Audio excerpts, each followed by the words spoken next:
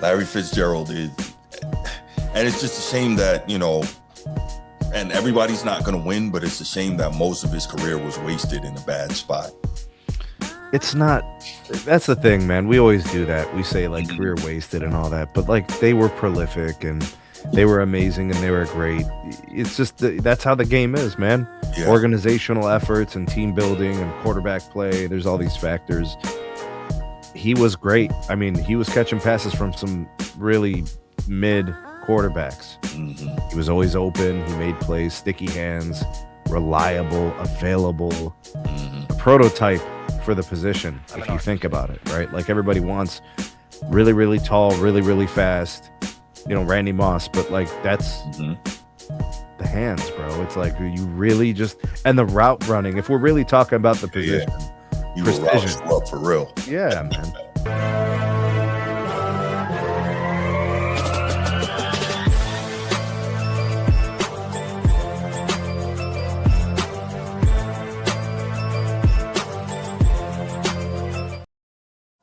Oh,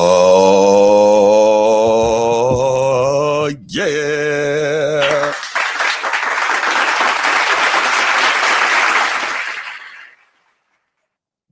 Welcome back to another episode of the Format Podcast, live Sunday morning edition. How's everybody doing? Thank you for being here. All right. So we got a pretty good show for you planned today. For the moment, I'm rocking solo, but very shortly, my main man, Sneed Got What You Need, is going to be in here to kick it with me while Transformer does his duty to our great nation. So you won't see him today. He'll be back later on in the week. But regardless, you know how we get down, and we're going to make it happen. All right, so we're going to run through our usual. We're going to shout out the channel members, and then we're going to go ahead and get into the quick hits and then get into the topics. But as you can see, today is Super Sunday, so we're going to talk some NFL, of course. It's not obviously going to be the last time we talk NFL, but obviously after today, we're not going to have any more games because it's the final game of the season, which is always a saddening thing, but that's okay because then we get into the off season, we get into draft prep, we get into the NFL draft and so on and so forth. And the season will be back before you know it, college and pro. But in the meantime, of course, we'll have plenty of NBA. But regardless, we're going to talk some NFL, and then we are going to talk, of course, LeBron James, right? Because why not, right? That's what we do. All right, but let's go ahead and we'll start with showing love to the channel members because we really appreciate you guys and you help make things happen here. So of course, number one, Coach T, appreciate you always. It's not that serious. Was good. Chief Sid Bubba, shout out to you. Shout out to everything you've done for our great nation. Shout out to what you do for this channel. Truly appreciate it. And shout out to the boys from Annapolis. Baltimore Bruce was good. Steve, king of the chat, my guy. Nino, Sneed, Got What You Need. And of course, Micah, New York City stand up. All right, let's go ahead and do the spiel. Then we'll come back and we'll get into these quick hits. If you're watching here on YouTube, make sure you go ahead, click that subscribe, that like, that notification bell. Make sure you're kept up to date whenever we drop new content on the channel. If you want the audio-only version of the podcast, open up your audio podcast platform, hit the search bar, type in The Format Podcast. We should come right up. If you're enjoying the content, make sure you give us a like, leave us a 5-star review, and drop a comment. All that stuff helps us rise in the algorithm, helps us find more sports fans, helps more sports fans find us. Make sure you write it down, put it in your phone, make a note of it. The Format Podcast is live Sunday mornings at 10 a.m. Eastern.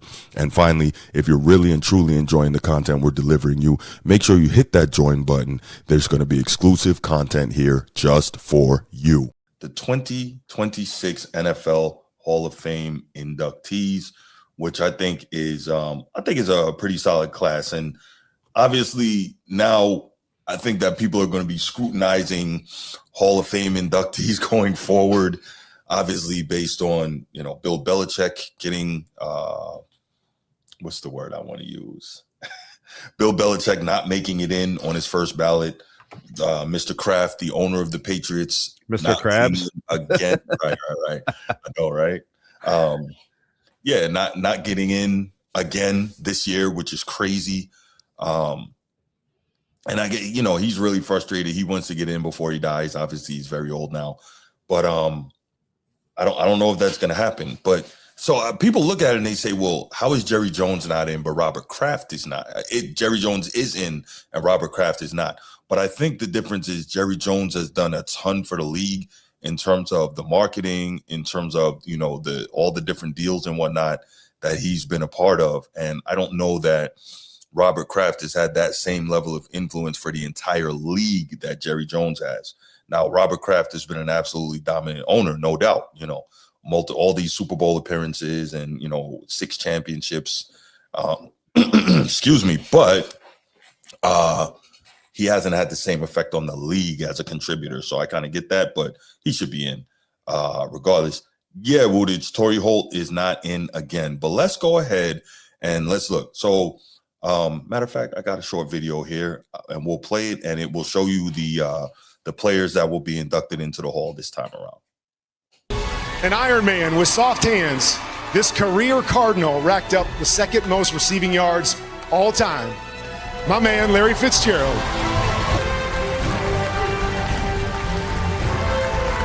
7 Pro Bowls and 5 All-Pro teams in just 8 years. This electric linebacker played his way into the company of legends. Ladies and gentlemen, Pro Football Hall of Famer Luke Kuechly.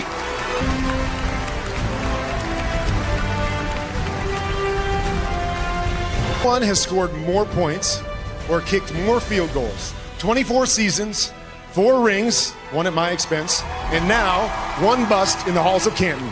Adam Vinatieri.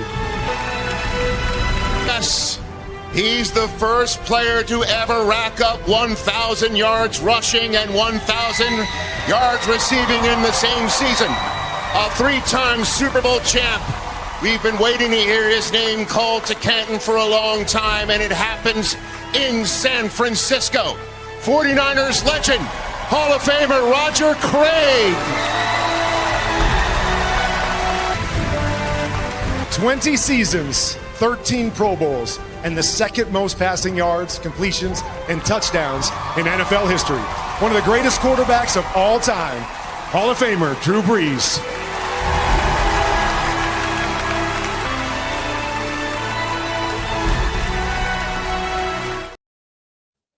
So that's a pretty good 5. So this is, I don't know if you heard Transformer and I talk about this. The most amazing Hall of Fame stat I have ever heard in my life in football, not in football for sure. Larry Fitzgerald in his career has more tackles than dropped passes. He's a wide receiver. That's how you make wide receivers, bro. That's how you make them. That's how you make like Fitz, yeah. That's how you make them. Larry Fitzgerald is, and it's just a shame that, and everybody's not going to win, but it's a shame that most of his career was wasted in a bad spot. It's not, that's the thing, man. We always do that. We say like career wasted and all that, but like they were prolific and they were amazing and they were great. It's just, that's how the game is, man. Yeah. Organizational efforts and team building and quarterback play. There's all these factors. He was great. I mean, he was catching passes from some really mid quarterbacks. He was always open. He made plays, sticky hands, reliable, available, a prototype for the position, if you think about it, right? Like everybody wants really, really tall, really, really fast, Randy Moss, but like that's the hands, bro. It's like you really just, and the route running, if we're really talking about the position, precision up for real. Yeah, man. Yeah, and being there every game. Fitz was there all the time, bro. He's a pro's pro. Yeah, he's like, when I look at that type of player, last guy I saw like that was Jerry Rice, for sure. So like that's his comp, if you ask me. And it's not coincidence that he's number 2 right behind Rice on everything. What's also interesting is that, and we got to remember this. I think his dad worked with the Vikings. So growing up, he was a ball boy with Minnesota.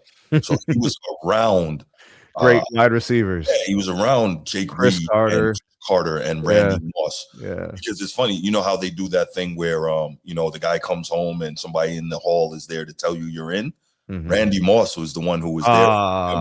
Yeah, so that was cool. So he's like, I remember, seeing you from being a ball boy, and now, you're coming here and the greatest of the great. Now, I still don't think he's better than a peak Randy Moss, but man, he was special. But yeah, that more tackles in his career as a wide receiver than dropped passes. That doesn't even make sense. Special. Yeah. Exactly, Woodage. Exactly. He was there. So, but yeah, so you look at that, and that's incredible. Drew Brees, obviously great, put up incredible numbers. 80,358 passing yards, 571 career touchdowns. Drew Brees was lucky enough that he played. He was there kind of for the turn of the NFL into the incredible passing league that it's become. I mean, don't get me wrong. We see that teams are running the ball, right? Both of the teams in the Super Bowl this year are, running the ball. But he was kind of there and one of the guys on the cutting edge of the league turning into this explosive passing game thing. So definitely crazy with the numbers. The only thing I'll say, a little bit of pushback. If we remember, like right in the peak of his career, he had 3 straight 5,000-yard passing seasons. He was going insane. If we remember, I believe those were also 3 straight 7 and 9 seasons with some of the historically worst defenses in the history of the game. And so there were a lot of situations where they're getting smoked and blown out, and he's got to throw it all over the place to try to get back into the game. So when we look at raw numbers, a lot of times people don't look at those things, but that still doesn't account for 80,000 career passing yards, 571 touchdowns. Every year, 5,000, man. Like Yeah, it was just like for sure. And he had weapons. The Jimmy Graham experience was crazy. He had a good running game. Like it gave him the opportunity, I think, to overachieve. Agreed. Because he was tiny for NFL quarterback standards. You saw him go up there. Fitz was towering over him. Drew Brees is not 6 feet tall. That is a lie.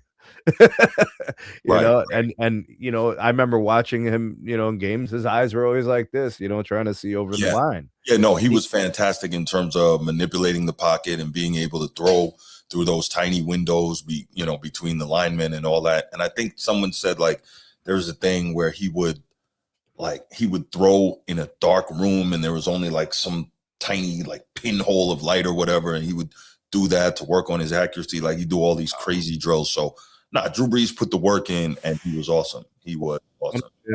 And think about his shoulder injury when he was drafted and all that.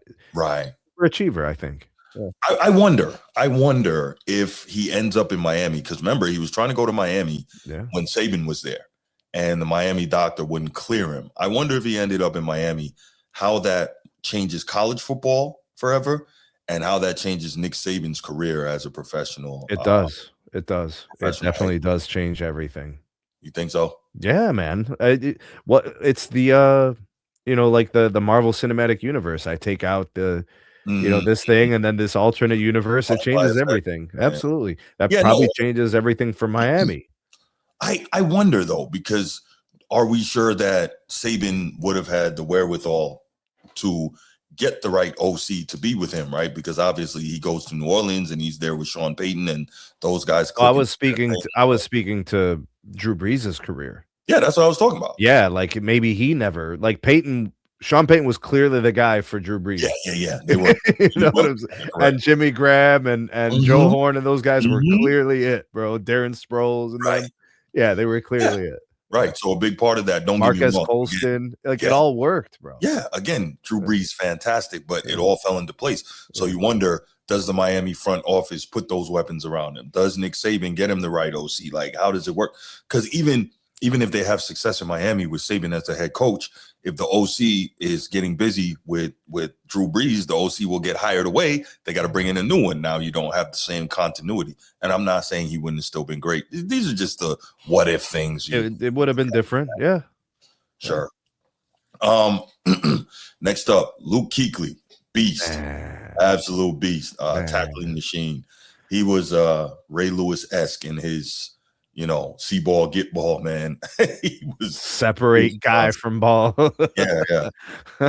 75 tackles for loss in an 8-year career. Like he was physically dominant. He was so consistent every season at that level. Retired young, in my estimations. Most of the guys will play little bit longer when they're that good. Yeah. I think he had concussions and stuff. So yeah, I think he wasn't trying to experience the No. long-term issues that could come with more of those. Right.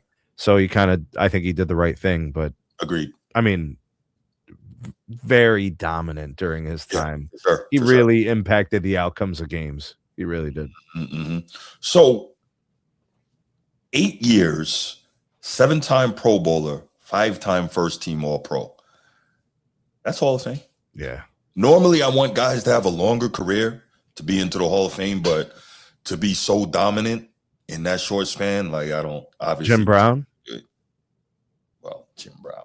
Jim Brown. Jim Brown. How many seasons did he play? 9? No, 10. Okay, fine. A decade. Fine. 10, Look 15,000 yards. And then guys, we're starting to break those. How many seasons were they playing? Barry Sanders was the only one that was, yeah. No, that's crazy. I mean, it's what you can do when you're there. Sure. So he did it. Absolutely.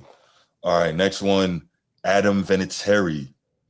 So this one is another interesting. Remember when we were talking about the Belichick piece, right? Yeah. We started talking about, okay, what about the other guys? Now, I don't think a kicker has anything. Because Adam Vinatieri didn't cheat. He just kicked the ball. Right. So unless those balls were, I don't know, put dynamite in them so they exploded more off of the kick. I don't know. Right. No, so I mean, I'm looking at Vinatieri, but it's just the general principle of, we don't want to put Belichick in because he cheated. Okay, but we know Brady's going to go in first ballot. There are other guys, Richard Seymour. He got they don't like Belichick. That's what it is. They don't like him. Yeah. Barry Bonds is, they don't like him. Mm-hmm. They liked Mark McGuire. Seriously, bro. No, it plays a role in how you are perceived after your playing days are over. Yeah. It really does. What's his name? This is a difficult conversation to have. Kickers in the Hall of Fame. This is tough, bro. I don't think it's tough when you talk about Vinatieri.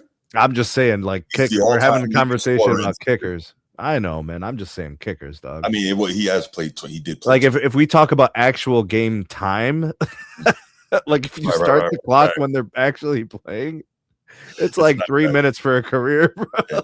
Specialist. But I mean, when you look at him and all the big games he won with kicks, I think that's the difference. Yeah, that's the valid part. Yeah. Mm-hmm. All right, so we got Vinatieri and Roger Craig, and I believe this was the final year that he could have gotten in. Oh, they had to get him in. Yeah. So this is funny, right? We know, like, as Muslims, we say that, Allah does things in the right time, right? We know that. And so all these years, Roger Craig's been trying to get in. Lo and behold, his very final year, he gets in. It's in San Francisco that he gets announced, right? I don't think it could have been any sweeter for him than for it to be. Was he crying up there on that stage? Yeah, he was. Okay, that's what I thought. I mean, he was very much so emotional. I think it's just the long road. Yes. To get there. And then again, being, quote unquote at home, that helps as well, right? So obviously, you want to be first ballot or whatever, but when it kind of plays out that way, it's pretty cool. I'm sure he's got grandkids by now. Everybody can so you got to look at the flip side of it and say, man, it sucked to have to wait all these years, year after year, but I got in here, I got a whole family and more that's, able to see all this. I think it's amazing. And, shout outs, kudos to him.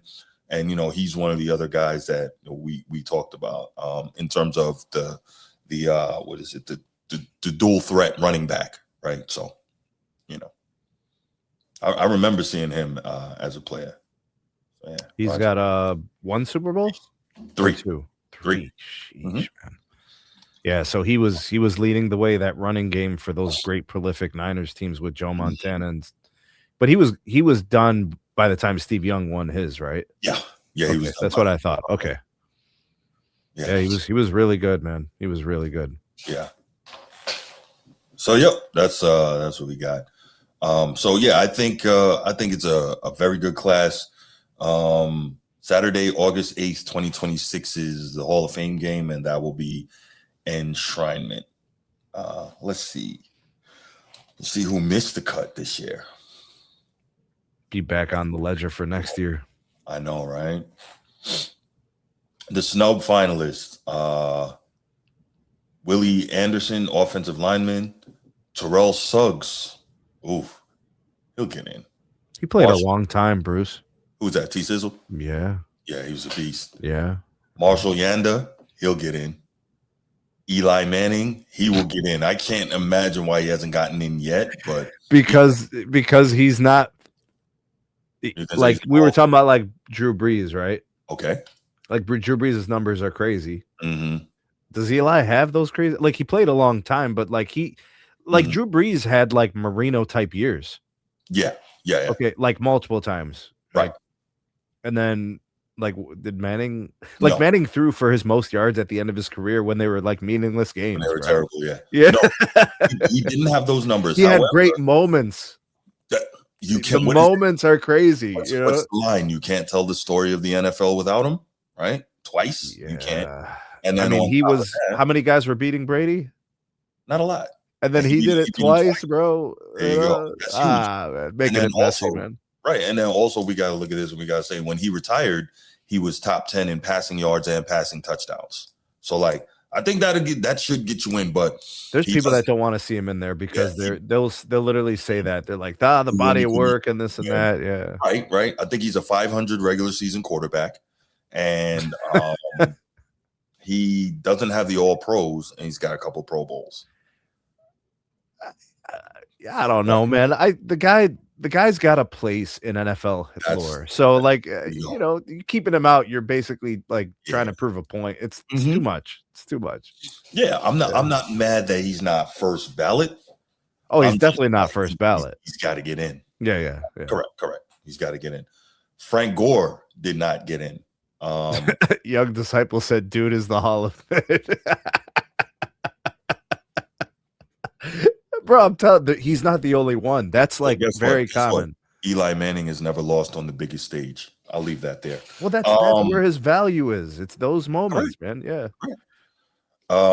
Frank Gore is number 3 all time in career rushing yards. Some of that is compiling, but I mean, still, he had a lot of very solid years. I mean, first of all, I think that can get you in the Hall of Fame just based on he was never, the best in the league, but to be able to keep yourself in the condition and be able to perform at that kind of level, to put those type of numbers together. How many seasons, Bruce? Like 15? That is crazy. Let me see. Don't quote me. I got the running back position. There you go. Where you get hit 7 times on the same play from guys that are twice your size. Yeah, 15. 2005 to 2020. And he was really good for most of those years. 16,000 career yards on the dot. His best season was 1695. So let me see how many 1,000-yard seasons. 1, 2, 3, 4, 5, 6, 7, 8, 9. 9,000-yard seasons out of 15. Could you imagine being the head coach of a football team? You got a running back who's been in the league 13 seasons. You're like, I think this is the best running back on my roster. Like, like I think about stuff like that. I'm like, how? Pros pro. Pros pro. Yeah, that's right, Young Disciple. He threw a lot of picks. That is fact. Hey, guess what? So did Brett Favre. A lot of picks. Yeah. So we'll leave that right there. Jason Witten also did not make the Hall of Fame. He's going to get there. Yeah. And Dallas Cowboys, long career, productive. Yeah. He'll get in. Yeah. So there are some names that didn't get in this year. And to Woodidge's, I think it was Woodidge's point earlier, Torrey Holt still hasn't gotten in. Man, Torrey Holt was so good. So good. Yeah. Greatest show on turf. That wide receiver position is tough. And it's only going to get tougher as these receivers keep putting up. How do you distinguish yourself, right? Yeah. Yeah, for sure. You got to have a bunch of games with like 15 receptions and 200 yards. I know, right? Dude, multi-TD games and stuff, whatever. Like Justin Jefferson and, Jamar Chase look like they've got a chance to have Hall of Fame careers. All right, let's go ahead and let's take a few calls on the Hall of Fame and get people's thoughts on that. I like what Woodage and Young Disciple are saying about MVPs being meaningful. I agree with that. You know, when they're ready to award you those types of things, they're telling you what they think of you. You know? Right, no doubt. And nobody's saying Brett and Eli are on the same level, but what we are saying is and let's also remember Eli's got more championships too. So Eli's got 2, Brett's got 1. That's right. Yeah. So he's got more championships than Brett Favre. And you make the argument Brett Favre's also a scumbag. Eli, I think, is a nicer guy. Right. I'm just saying, we like quality human beings too. You know what? Hold on. It's easier to talk about the guys when they're more likable, right? To speak about them favorably. It shouldn't validate or invalidate their achievement as a player, but you fight for them more when you kind of like them, bro. Right. Nah, for sure. I ain't fighting for Brett Favre. Hell no. That dude took so much money from the state of Mississippi. Isn't that terrible? The poorest garbage, bro. Country. That's crazy. Yeah, I don't get it. Go steal from New York or LA, bro. Get out of here with that. Right. Go steal from Cali. Dirt poor out there. Yikes. Yeah. Brett Favre had a season with 29 picks. Led the league in picks 3 times. Could you imagine if the coach didn't reel back some of those plays? He would have had 40, bro. Yeah. Brett Favre, 6 seasons with 20-plus interceptions. What's Jameis in all his seasons where he started? He's up there too, right? Those are those risky quarterbacks. Yeah. They don't take care of the ball very much. Yeah. Jameis was crazy. Yeah, too risky. Mm-hmm. Too risky. Yeah. And I like Brett Favre. I like Brett Favre, the football player. I was, a fan of his. I liked it. I'm just saying. Yeah. He had those good years with Sterling and guys. Yeah. Donald Driver, Greg Jennings. I'm just saying if we're using a standard to take away from one player, we got to use the standard for the other player as well. But people don't believe in consistency. So it's all I do. Stop it, Bruce. A lot of people don't. You're up here with me. Come on, man. You know how I am. I go crazy about consistency. By the way, it can be challenging from time to time to remain, the same about everything. Because like you said, as a player, I really enjoyed watching Brett Favre play. My perceptions of him kind of changed later as I learned more. I'm just like, low quality. Oh man. Okay. Yo, Young Disciple brought up Jim Plunkett, bro. There's a throwback right there. That is a throwback.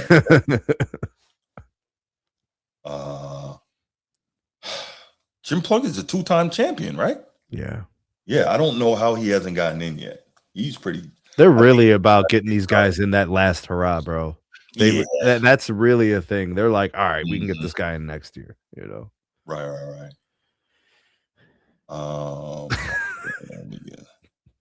Bruce. What? that message. Oh yeah. I didn't make it that way, man. I didn't make it that way. All right, guys. We are going to we're gonna go to the final topic. Let's go ahead and take the number down. I guess we're not gonna get I ain't on the sectional today, bro. I'm at the desk, so you know what time it is, bro. Ready to cook. I got you, bro. I got you.